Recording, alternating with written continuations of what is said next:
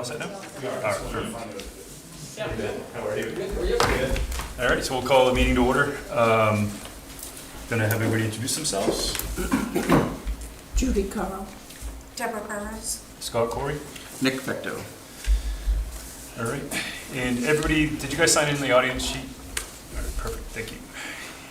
So we're gonna be here today to look at the appeal request for James and Jean Baxter, reference to tax map 45, lot 1326, known as Zero Beechwood Circle. I don't think it has an address yet, in North Waterboro. We do have jurisdiction. We did receive everything on time, I'm assuming. I just saw some stuff today that I hadn't seen before, but obviously we have it. And so with that, we'll let you guys get started. Okay, great.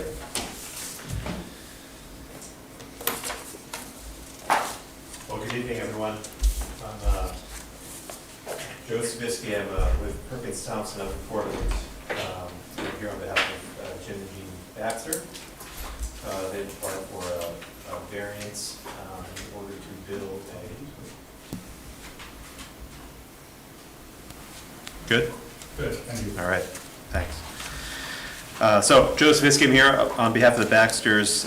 We have a revised application for a variance. I believe the board's familiar with the initial application. That was for a 24 by 50 foot residence. And the board found that that application was met the ordinance standards with respect to 3 of the 4 factors for a variance, but not the 4th, which is that the property can't yield a reasonable return unless the variance is granted. So went back to the drawing board and came up with a smaller footprint for the proposed house, 24 by 40 instead of 24 by 50. That allowed us to reposition the house somewhat to take it out of the front setback altogether. So the initial application requested a variance of that setback requirement in addition to the shoreline setback. But with the smaller footprint, house is not quite as long. We pulled it back slightly from the shoreline. I believe it's 81 feet from the shore as it's depicted on that plan here, and entirely outside of the front setback.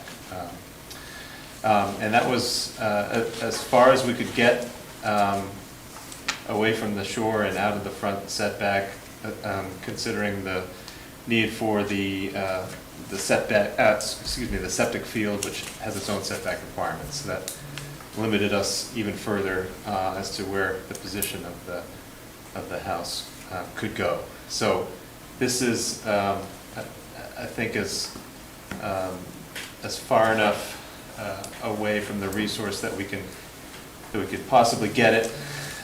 It's got to be a 1-story building. Mr.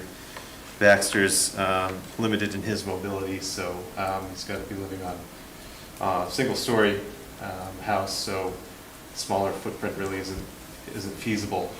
So that's the revised application. And what I'd like to do now is just go through the standards.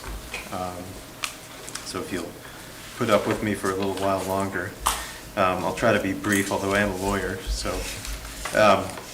So as the board is well aware, there's 4 standards that you need to meet in order to get an undue hardship variance. And the board found that 3 of those criteria were met with the initial application. Those were the need for a variance is due to the unique circumstances of the property and not to the general conditions in the neighborhood. That the granting of a variance will not alter the essential character of the locality, and that the hardship is not the result of action taken by the applicant or a prior owner. So the board came up with a reasoned decision on the initial application. I'm assuming that you folks will feel similarly about this application with respect to those 3 standards anyway, so I'd be happy to answer any questions about those 3 standards, but what I'd like to do, if it's all right with the board, is just move on to the 4th standard, which was sort of the sticking point with the initial application. That's that the land in question cannot yield a reasonable return unless a variance is granted. So there's some case law on this, and in the case of a shorefront lot in particular, there's some cases in which a variance was not granted even when the lot owner couldn't build a single-family dwelling. But as I pointed out in a letter, I hope that you received as part of our application, these circumstances are distinguishable from those cases. There was one in which it's called the Toomey case, Toomey versus Town of Fry Island. There, the property owner had another inland lot located within walking distance of his shorefront lot. And even though he couldn't build a house on his shorefront lot, the court said, well, you got another lot within walking distance. You can still use the property for other purposes. So you didn't meet that last standard, cannot yield a reasonable return. Another case, the Hall case, said even though you can't build a house, you can drive your RV, trailer, tent, whatever, hook it up to power and use the property that way, and that was considered a reasonable return.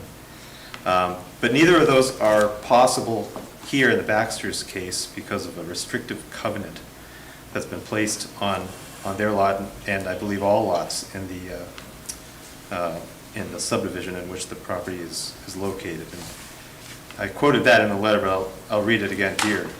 It says that the property is subject to this restrictive covenant, among others. The land conveyed hereby shall be used only for single-family residential purposes. No trailers or mobile homes shall be placed or maintained on said land, and no tents shall be placed or maintained thereon, except that tenting by children only shall be permitted after a dwelling has been constructed on the land in compliance with the provisions of this deed.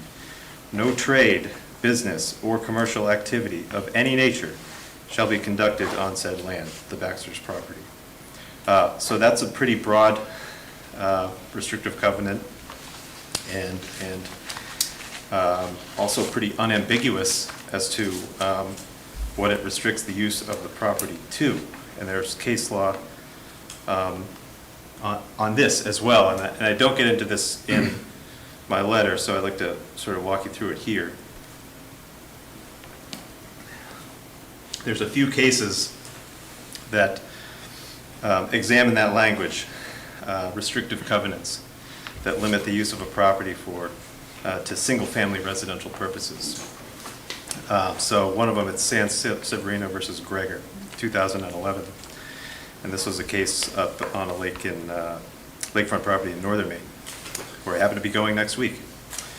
There, the court found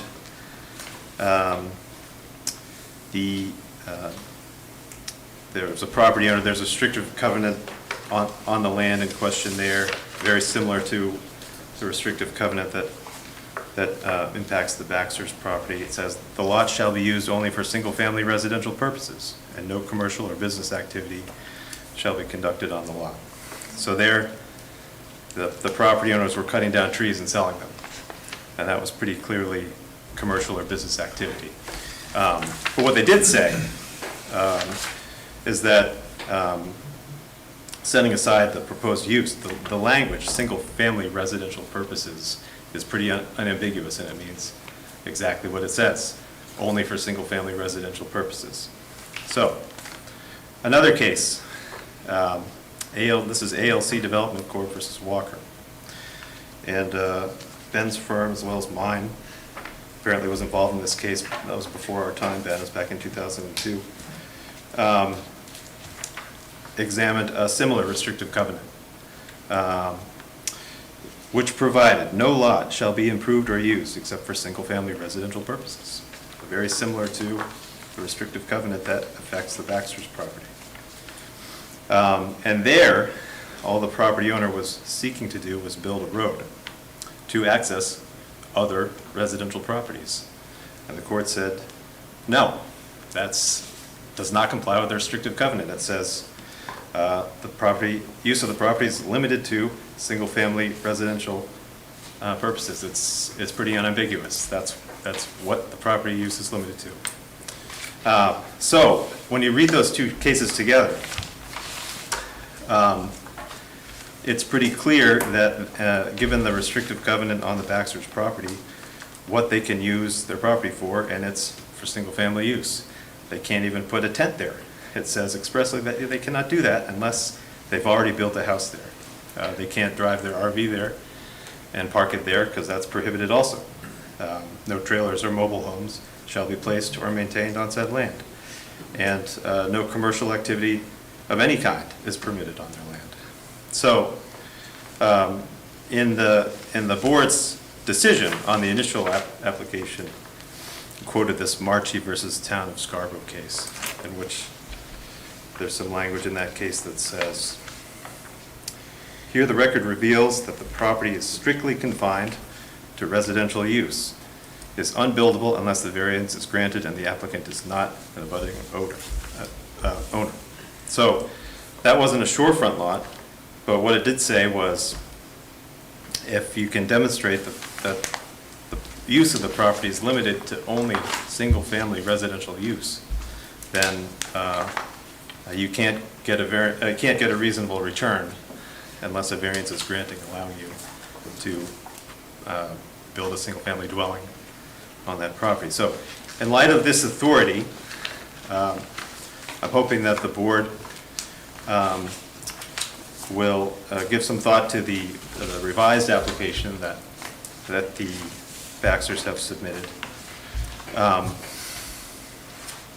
and find that they really can't do anything with the property other than build a single-family dwelling on it, which is exactly what they're seeking to do. And with that, I'd be happy to take any questions. Okay, probably a question for you, either one you can answer, but what is the property currently being used for? Is there any use at all? Like, are you guys using it during, like, walk in, walk out kind of deal, or? Yeah, we have a dock on it. You have a dock, yeah? Mhm. Okay, all right. Okay. You guys have questions for? That was my question. Go ahead. No, that was. No, she. Oh, Oh, well, so you can have picnics there, and you can have a dock, and a boat, and that is, Until the association says, no, you can't. So, why would the association say, no, you can't? is there a law change, either be something about some of these covenants not being legal or something like that? I heard in the paper a little the other day that there was certain neighborhood associations and things were no longer allowed to tell you what you could and couldn't build on your property. Is that, either one of you know? It was in the paper, I don't remember the case, but, okay. Not familiar with that. All right, thanks. Specific case.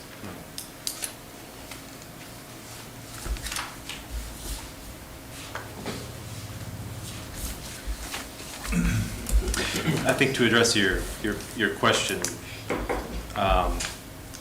there's really only one case, that's the Toomey case that I mentioned, where the law court said, even though you can't build a house on the lot, you can use it for recreational purposes, but there was no restrictive covenant on that property, at least in the evidence before the court. And the owner of that property lived within walking distance of that. He owned another lot in the same subdivision. He could walk there from his property. It's pretty easy to get there. That's not the case with the Baxters. Do those restrictive covenants, I didn't see anything in there that said you couldn't have a picnic or use your boat or... Yeah, what it does say is that use of the property is limited to single-family residential purposes. Yeah, So- but it doesn't say you can't go there and have a picnic and use your boat. I mean, use your boat, don't you? And it has a dock there. Nobody stopped you from doing that, have they? Sorry? Nobody stopped you from having your dock and your boat there, have they? No. Were you under the impression when you bought this property that it was buildable?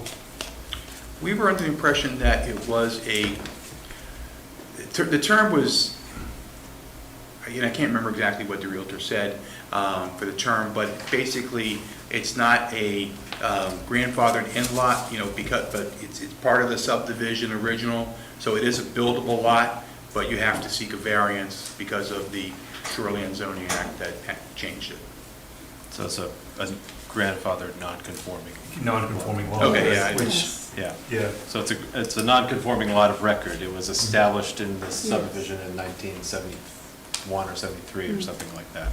And it doesn't meet the lot area requirements of today's ordinance, but it did at the time that the subdivision was created. There Where was is no this case law? zoning at the time. oh, sorry, go ahead. There was no zoning in 1971. Correct. The zoning took place in 77. Correct, and so there are typically, there can be two separate sets of issues when you are constructing, a house on a lot like this. The first is generally that the lots in older subdivisions like this are undersized, so they don't meet minimum lot size. This one does not, but because of the date that it was created, it is a buildable lot, meaning that it does not need to meet the minimum lot size imposed by shoreline zoning in order to have something, a structure of some kind built on it. The question before the board tonight, though, is simply of whether or not a variance is going to be granted from the required 100-foot setback from the water. So that's the only question that's before the board. Did any of the cases that you brought up, I know a lot of them were not shoreland, but was there any that gave that variance? Which one of those cases was the shoreland case? Because I knew there was one, but Yes. I know Toomey was one, obviously. Toomey there's was shoreland. was a short. We hear about that one a lot. Yeah, I bet. Right. So Toomey and I think the Hall case as well. The Hall case was where they said, the court said you could hook an RV or trailer up. Right, And that and that's was obviously reasonable. It turned not out allowed. They can't do that. So Right. that one's clearly Yeah. different. And what I'm arguing to the board tonight is that Toomey's also different because there were no restrictive covenants, and the owner of the property lived within walking distance Right. of the lot. So they're both distinguishable Yep. on those. Toomey's also 17 years old, and 6 of the 7 justices that were on the law court are no longer on the court, so for what it's worth. But, I didn't finish answering your question. Sorry. The other cases weren't, they weren't variance cases. They were cases that were exploring restrictive covenants, specifically restrictive covenants that, Well, I mean, I that think had we agree that single-family the restrictive residential covenants, purposes. he's gonna put a single-family home, he's not, it's not an issue, to me, and personally anyway, and I don't know, not to speak for everybody, but we're here for the setback, right? I mean, that's essentially what we're here for, so. You guys have any more questions? But does anybody in the audience have anything they would like to share with us today? Yeah. Did you guys go first, or is it the audience first? Audience first. Audience first, that's what I thought, that's what I had the right order, so I just want to make sure. Side, I'm just gonna get it. All right, yeah, whoever, Yeah, yeah. hi, 34 Beechwood, name, Reverend. Can you just go, because I don't know if the mic gonna pick her up? Yeah, I think. Where do you want me? Right up at the podium. Yeah, if you could just come up to the podium, just because I don't know if the microphone's gonna pick you up for all those, people watching at home here. Oh, I keep forgetting them, people at home, I couldn't. I'm sure that they're stacked up.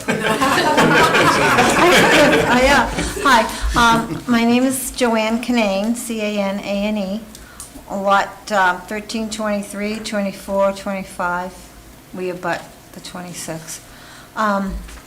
We've owned the lot since, we've owned the land since 1980, let me see, 82. And when we decided to build, it was the 100-foot setback. So we did build the house, and Saco River was pretty adamant They sent people out, they measured before and after the property got put on. My concern is the 100-foot setback. Our land gets a lot of physical abuse with the boats. I don't see the lot anymore ending where it's supposed to end. Everything's... So my question is, when the Baxters started building, you have pictures in there and stuff that I submitted for the last time? The last one. Oh, okay. And Yep. they, my opinion, and I'm just taking it as an abutter, the land got pretty much wrecked. They had a front loader, I don't even know what you call that machine, at the shoreline, in the water, Who's this? Okay. the Baxters. I mean, you can see it in the pictures I sent. I mean, they're just, the land is like, so I don't understand how, I don't know why exactly we're here to authorize another thought of a new variance for a home that's 10 feet smaller than the last one? Where is the 10 feet? Is it this way? I'm not good at reading the maps. It was lengthwise, so if you look at the red. Oh, I didn't even see Yeah, that. the red so- box right there, it would have been 10 feet further towards your 25 property. It would have continued essentially. It would have, but now it's not. Now it's closer to the 1326. No, well, no, I would say that we'll call it the bottom side, for lack of a better way to put it. The side closest to 1327 is pretty much the same place it was, it's just 10 feet shorter on the other end. Is that fair representation? On the, So it's- towards 1326? Yeah, so it's 10 feet less towards, it was 1325, it had 10 more feet going that way, and now it's got 10 feet less. Okay. Here's my concern. His house, I have a lot of concerns, but when you purchase a property such as that, I mean, you don't have the pictures? When you purchase a property such as that, you are told it's buildable or it isn't buildable. And if it's not buildable, yes, you can go before variance, but aren't there variances there to put in place to protect the lot and not to be putting, Well, so we can't address the fact that he had the tractor in the water and all that stuff. well, it's in the That- picture. Right, but that's not what this board does. We're No, here for. you asked me to submit some proof as to why I'm, in the last I application. understand what you did. My thing is this isn't the forum to judge. If he had tractors in the water and stuff like that, that would be probably DEP or some other That's not, organization. my point is not that it's wrecking the shore, the water, he was pushing it all back. So you're saying that he would He be. for his- readjusted the lot. So what you're trying to say is it's The actually 100-foot where setback where is- the 100-foot setback would be It's further back. not there. Okay, all right. It's no longer, it's not a valid lot. Not the one he purchased, anyhow.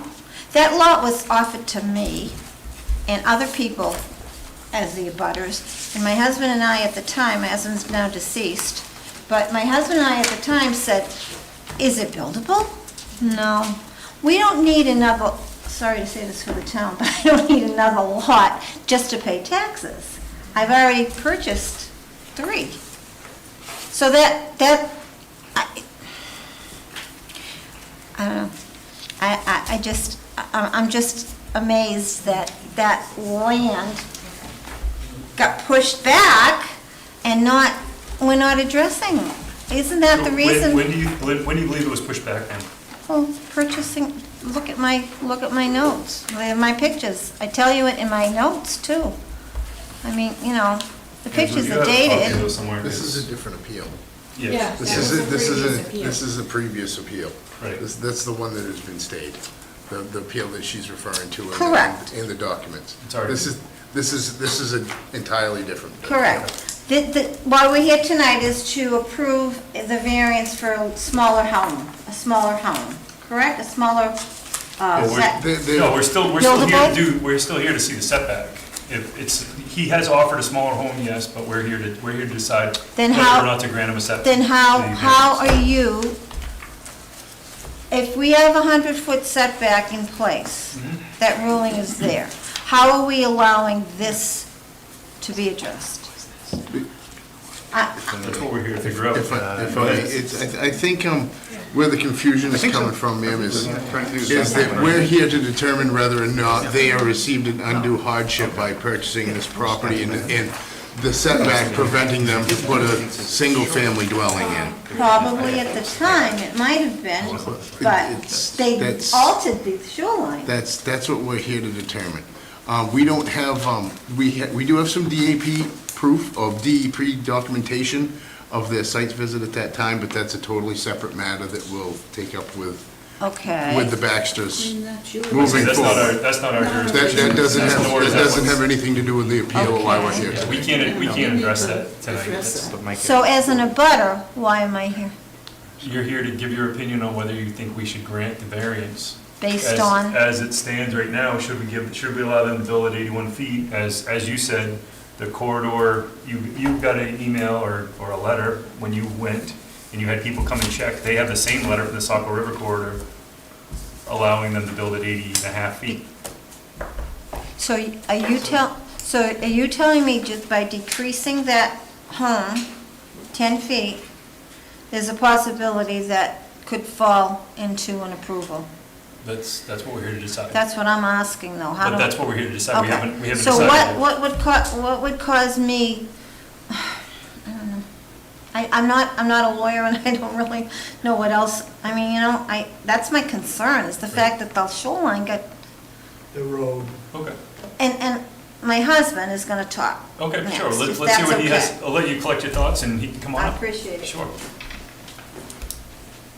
My name is George Grebin. I'm against the house going up because the part of the land that he owns and the road, that part gets flooded. So if the house goes in, the stuff's getting pushed back towards the road. I'm not gonna be able, none of us are gonna be able to get in or out. Okay. In the winter months, it's frozen. In the spring, it's all water. Is that maintained by the association? Yes, it is. Okay, all right. And before the snow comes, they'll redo the road with dirt. Okay. By the time spring comes around, it's back in a hole and you have water. And sometimes, the water's pretty deep, and if you stall out, you're stuck. Right, that makes sense. The house isn't there yet. Once the house gets there, it's gonna be even worse. And Well, again, that's gonna be something that would be addressed through the Association for Road Maintenance, and Right. it would be, But- through the town would have to agree on drainage and the way it would work. But then now we get into a situation where, where's the drainage gonna go? Right, sure. And that's, again, not something that we're gonna address here as far as road And the drainage. water on the ground, there's a lot of water under the ground Yep, on the side we abut this lot he's talking about. right, There is water under the ground. Yep. And once you start digging, it's gonna change the whole situation. okay. And that's gonna be something that's, gonna be I understand. up to their I builder understand and we stuff. have If to this is do that, approved, then his but- builder's gonna have to deal with the water. Right. Yep, But the water is, I'm worried about the water's ruining the road. yeah, that makes sense. I get that. Because if something happens, fire equipment can't come in, Right, you know? Thank you. thank you. Guess my question is, why are we here then, if you're saying it's not, we're not addressing that issue? What issue are? We're here right now, ma'am, to address their reapplication or appeal in reference to their wanting to build within 81 feet of the shoreline. That's essentially what, more or less, I mean, that's summarizing very briefly, but we're not here to say where the shoreline starts and ends. We don't have, we kind of depend on other people to provide us that documentation. I'm assuming that at some point, code enforcement will send us that. I'm just still Or show us lost, it. I'm not sure why what this, tonight's meeting is about. It's about a variance Yep. to allow the building or the structure Correct. that is 10 feet smaller than the last variance request, correct? Correct. So, as an abutter, what would you need from us more than what we've already submitted on? I mean, you know, I wanna be able to, We still have your letter. I mean, and we heard your testimony today. That's what you're doing. You know, what I mean, you're explaining your issues that you have with them building the house. That's what we're here for. So you're now on the record as saying that you have issues with it, right? And you've written us a letter last time which said you have issues with it. And we'll take that into consideration during our deliberation. yeah, my home is on the point. Mhm. I don't know if any of you are familiar with that area. So my home is on the point, and when those boats from the cove, because that's what we've always referred to it as, Mhm. come flying, all that stuff, my dock has not been in for 2 years. That's everywhere. It just gets bounced all the time. Yeah, the erosion's definitely something that, That erosion needs to be is addressed. terrible. Yep. Yeah, I'm just, Yep. okay, No, I'm not disagreeing with you. No, I just don't know what Yeah, you know. just there's something I'm listening to your missing. points. There's something I'm missing here? Thank you very much. Yeah, you're welcome. Anybody else? Yes. Talk, please. Talk your issues. So at that point, we can close the public portion. Did you guys want to We want to say allow rebuttal, and then. rebuttal and then? Once you're done, I just have a couple, just instructions, Sure, basically. yep, go ahead, sorry. Can you hear me if I just Sorry, sit here? Joe. We can, is he okay on that, Mike? Okay, yeah, you're good.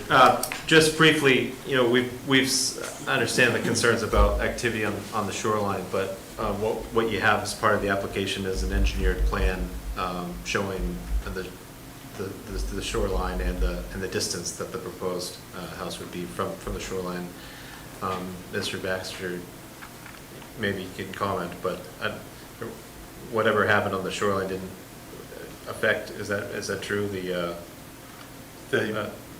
The shoreline hasn't Yeah. been altered in No, any the way shoreline's since not been this altered plan? at all. You know, Steve Everett did this plan after the incident what they're talking about, and so it has not been touched. Yeah.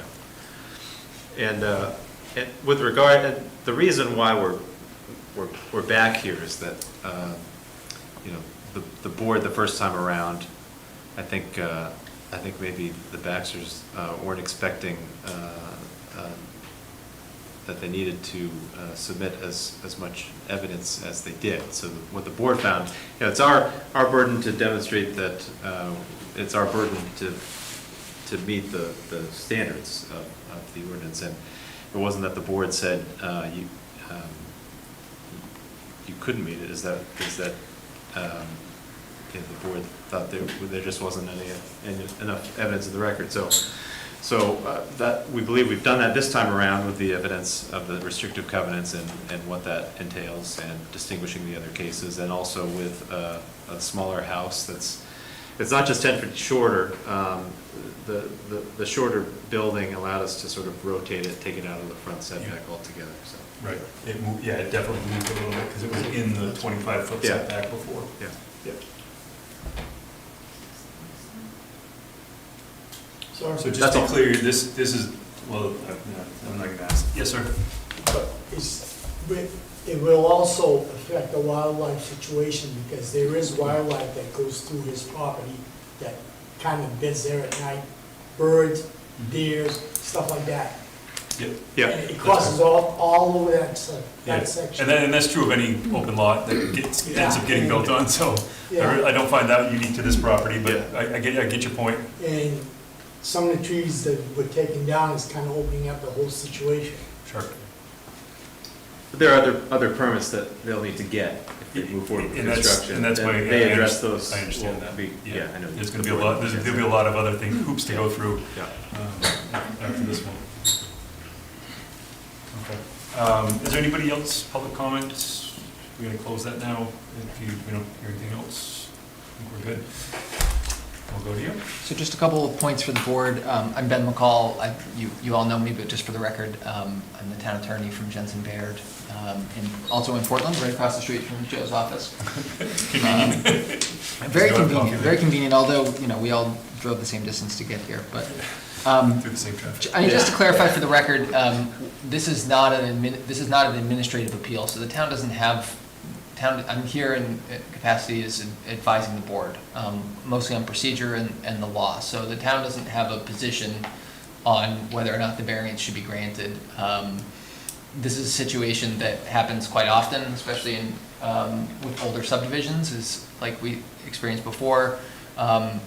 A plan that was created in the 70s or before will generally have lots that aren't up to shoreline zoning standards, which are mandated by the state. So, Scott, I think you already have done this, but just for everybody's benefit, the board's job tonight is somewhat limited, and you have gone through practically an identical application back in February. There have been issues raised, and I think it's perfectly a valid forum to raise issues about what could happen if the lot is developed. But those are all outside the scope of what this board is deciding tonight. As a practical matter, this is a multi-step process for developing a lot like this. Mike Gilpatrick, who's here with me, and he can answer any questions if I guess there's really no question he needs to answer at this point. He's obligated by the ordinance to deny a building permit in this situation if the application can't meet the minimum 100-foot setback between the nearest point of the building and the normal high water mark of Lake Arrowhead. The ordinance requires him to make that finding. And so when that happens, an applicant has two options. They could appeal that decision, but more likely than not, they're going to come to this board for a variance. And so like you did before, you are looking at 4 criteria, 3 of which the last time around you found in favor of the applicant and 1 in which you didn't. So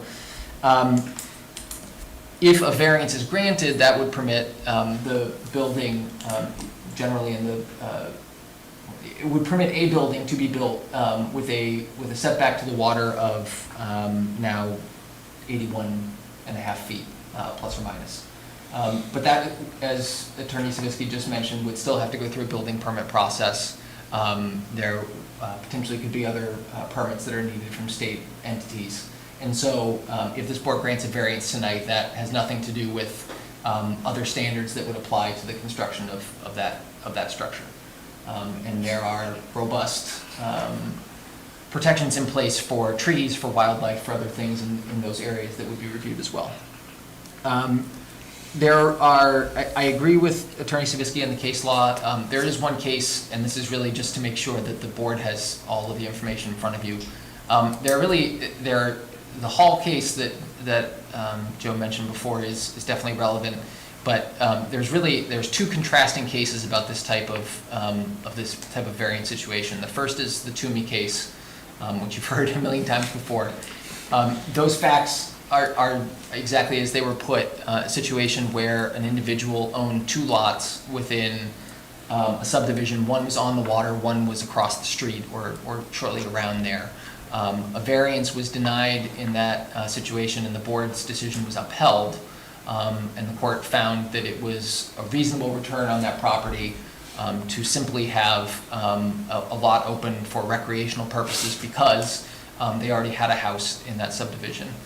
There was also, I don't believe, any restrictive covenant on the property like this one has. The contrasting case is one called Summerwind Cottage versus the town of Scarborough. I'm not sure whether a variance was denied or granted, but essentially the board had made a finding similarly to Toomey that there was a reasonable return on a shorefront property without the ability to build a house because of those recreational purposes. The law court found differently there, though, because in that situation that property owner did not own another lot in the subdivision and so didn't have those residential opportunities available. Neither of those cases really look at the restrictive covenant issue that is perhaps unique to this case, but those are just summaries for the board's benefit about where you are. So assuming, and of course you are not bound by your previous decision, you do not set precedent as a board, and so it's entirely possible that you may want to look at the other 3 criteria differently than you did before. But assuming that you don't, and I frankly, from a advising you perspective, don't see anything different in the record that would lead you to believe that. Your real goal is to determine whether there's a reasonable return possible. That's a tricky term. It's a term that has taken up a lot of case law over the years. Typically, it's understood a reasonable return is not a maximum return. So it does not guarantee a property owner the ability to do with their lot what they would like under every circumstance.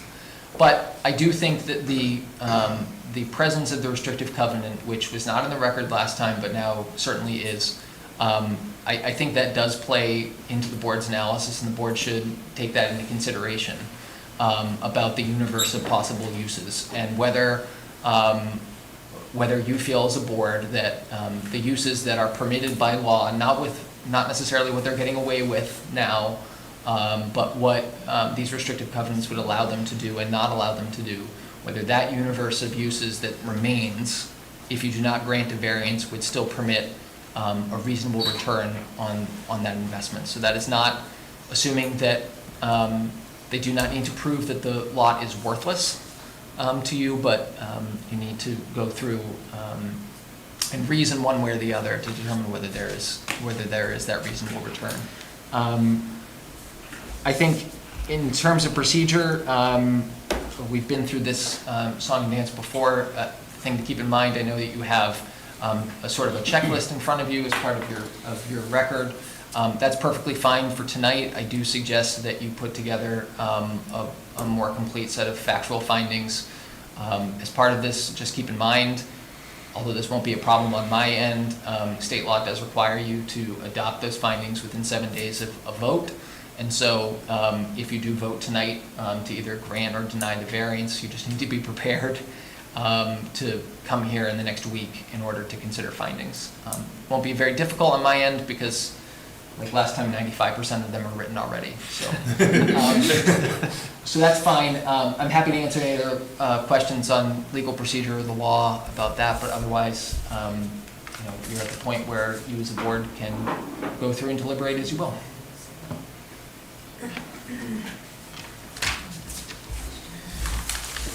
So that ends public comment, which we already did. So I'll open up for discussion. You guys want to do one at a time, or do you want to just kind of leave one for the last and go 2, 3, and 4? And Yeah, that's my part. 2, 3, 4. I like where your head's at. That's what I was thinking. All right, so just to kind of make this a little bit easier this time, since we've already done this, we'll do that. So question number 2, the need for a variance is due to the unique circumstances of the property, and not to the general condition of the neighborhood. Does the applicant's answer satisfy this question? I just want to make sure I always get these backwards, so I'll make sure I get this.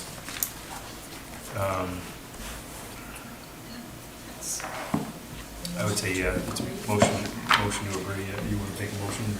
I'll motion to agree. I'll second. You taking care of that? All right, so any discussion you guys want to have on that before we officially vote? No? All right, so all in favor of the motion? Opposed? Obviously not. Motion passes. All right, so the granting of a variance will, question number 3, the granting of a variance will not alter the essential character of the locality. Does the applicant's answer satisfy this question? I'll move to agree. Okay. I'll second that. All right, all in favor? All right. Question 4, the hardship is not the fault or action taken by the applicant or prior owner. Does the applicant's answer satisfy this question? I'll motion to agree. I'll second that one, just to make it different. Okay. All right, all in favor?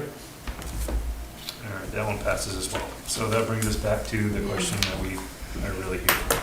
Land in question cannot yield a reasonable return unless a variance is granted. So let's chat about this.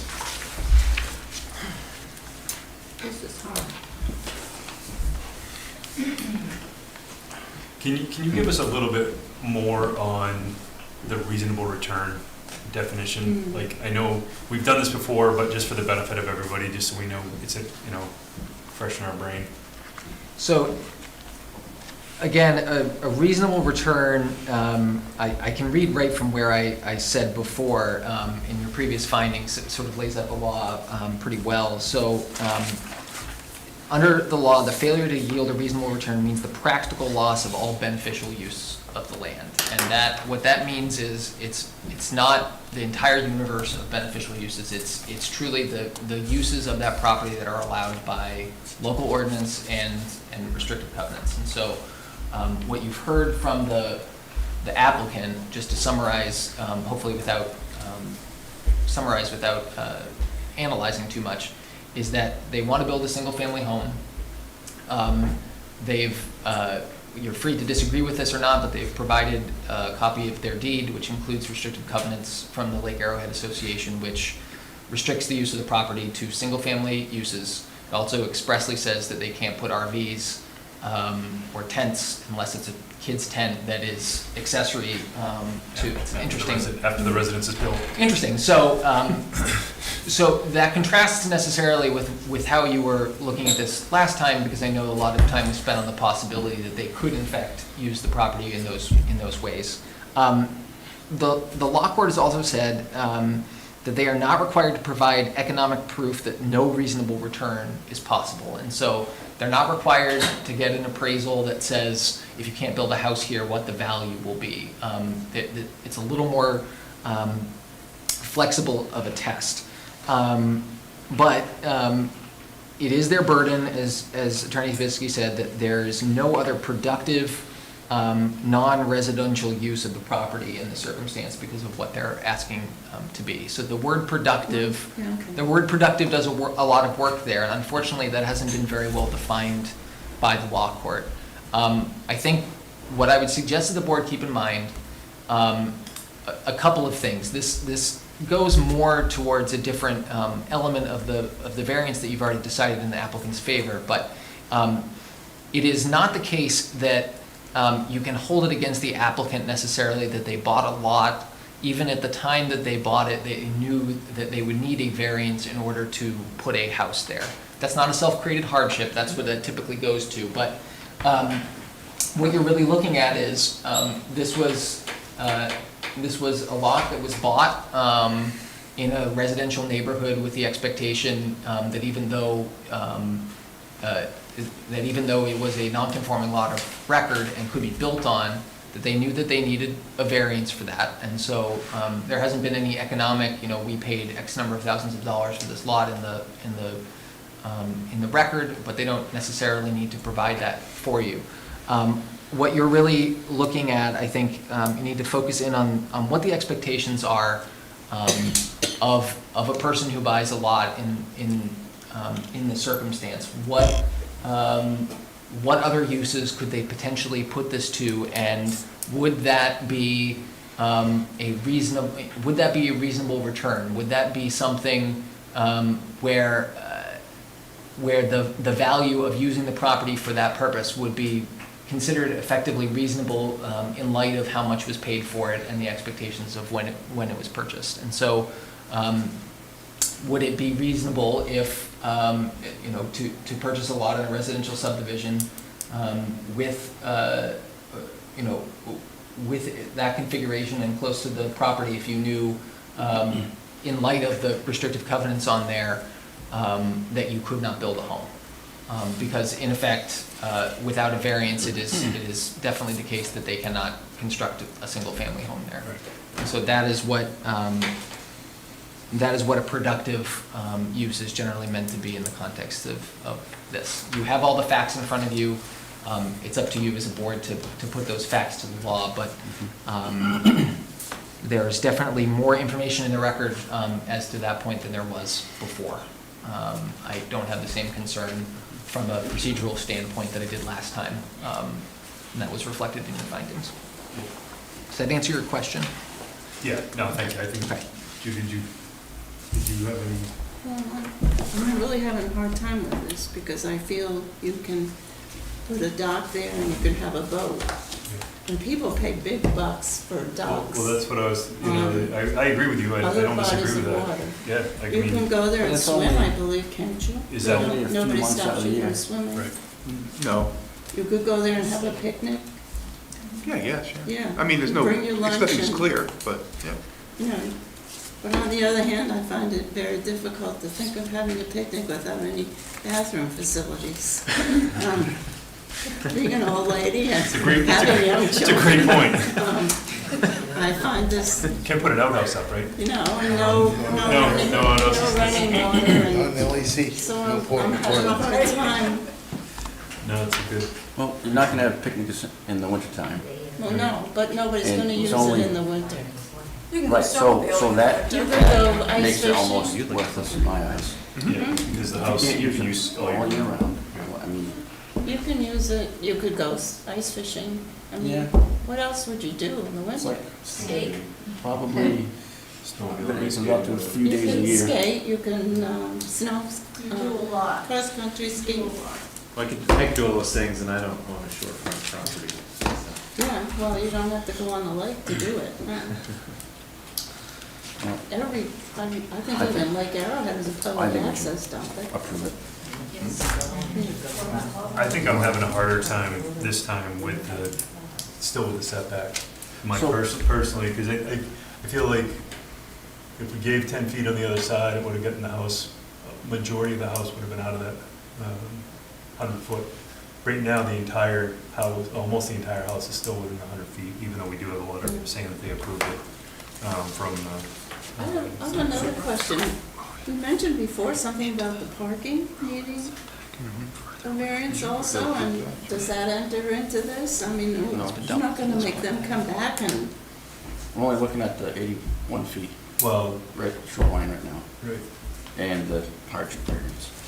there is a driveway described on here, proposed driveway, 100-year flood. It would, part of it would be, That's actually incorrect.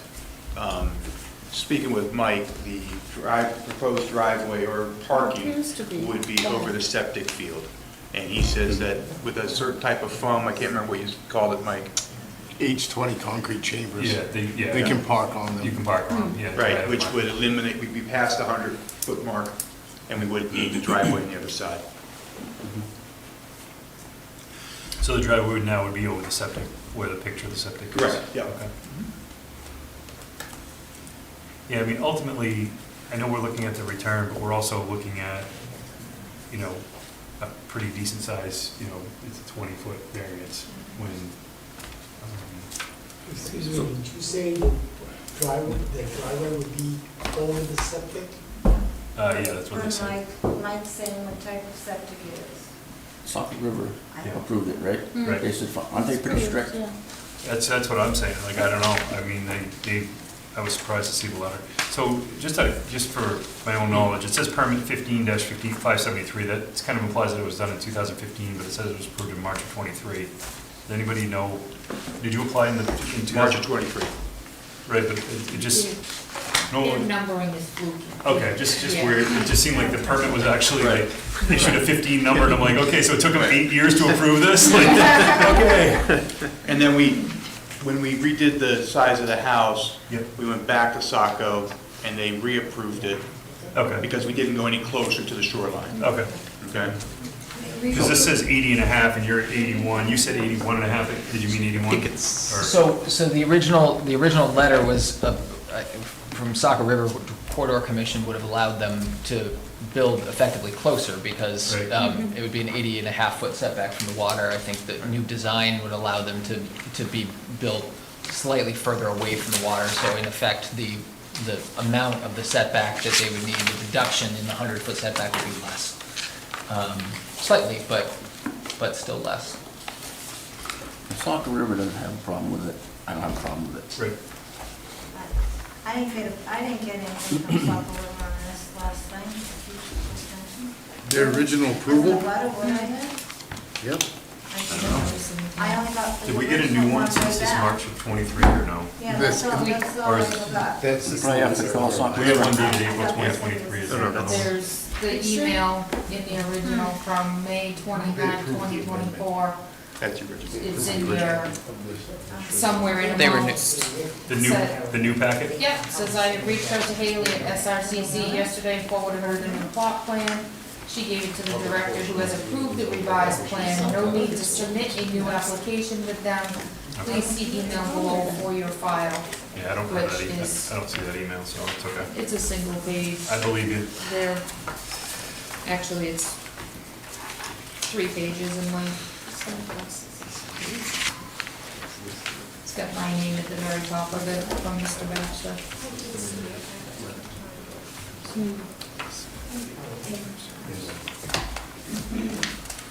Alright, so I guess the discussion still goes back to, is he able to get a reasonable return currently without this variance? I don't think so. It's not what I would want to use that piece of property for.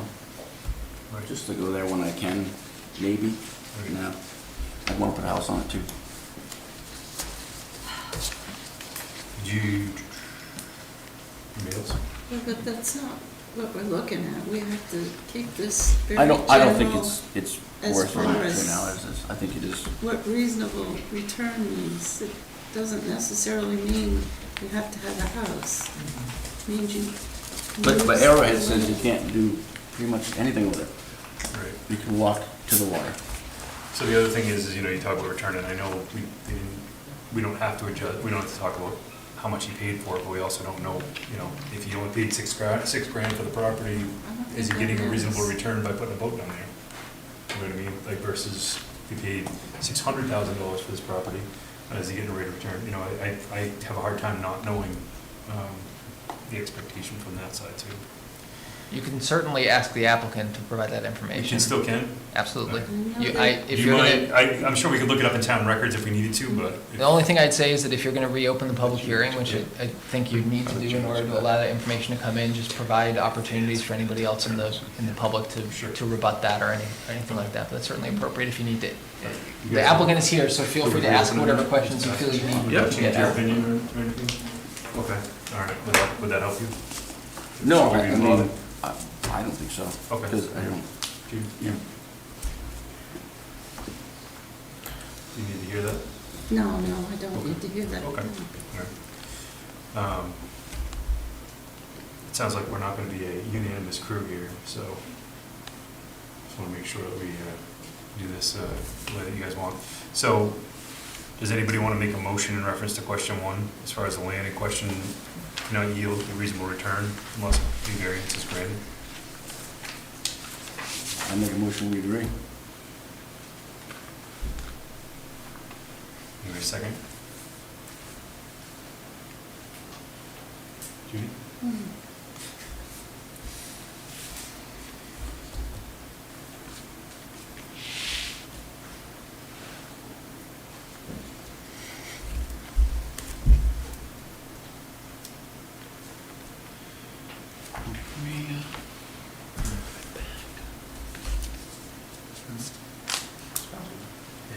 That not being seconded, is there any other motions? If the affirmative motion isn't going to be agreed to, then I'm gonna need a negative motion Yeah. on that. Can't just. Does that make sense? Yeah, but it wasn't seconded, so it just hangs, and then if. Well, I'm that asking motion Didn't can't carry. be brought to, right, Right. so, you know, you do need to have a motion one way or the other on each of the 4 criteria. Right. So that motion does not succeed, so you're right back to where you were before, Correct. with the table being open. I wonder if it would make a difference to the board. You know, we're trying to reduce the impact of the house to the greatest extent we can. And we thought that eliminating the front setback altogether would be one way to do that. But another way to do that is to move, I suppose we would have to talk with the engineers, but it might be possible to move it further from the shore and back into the front setback. So we'd need a variance from 2 setback requirements, but one would be from the road. Right. Maybe, you know, further away from the more sensitive resource. Right. Do all the other houses on that street meet the setbacks? No. Are they closer to the road? Closer to the road or closer to the water? Closer to the road? I'm not sure about the Well, 25 feet, I'm not sure. What the distance is to the house across the street from me. It might be 25 feet, could be 40, I don't remember. Okay. At least 25, you think? But it's got, they got a variance. Yeah, like she said, she had 3, you know, most of the people over there have a couple lots, so that's, you know, and I'll just say my piece, and the way my brain's working right now is, that it seems like this is kind of, I'm not gonna speak for him, because I don't think it was an afterthought, but I think he was told by the realtor, you need a variance, you know, it is maybe buildable, but it's non-conforming. You know, he testified to that. I'm having a hard time with, you buy a piece of property with all of these things in place, the variance can be given or cannot be given. You know, that's up to us to decide. I don't think, in my personal opinion, he's made it, so I'll actually make the motion to say that it does not satisfy this first question. Okay. Who seconded? Yep. So, take a vote, all in favor?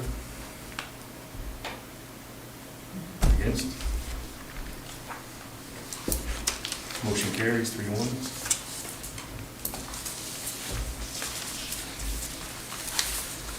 So the motion to grant or deny. So we need a motion to grant or deny the application. I'll move that we deny the application. I'll second that. All in favor? Opposed? 3-1, motion passes. Yep. Either way, I think so, in reference to the motion tonight that did not pass,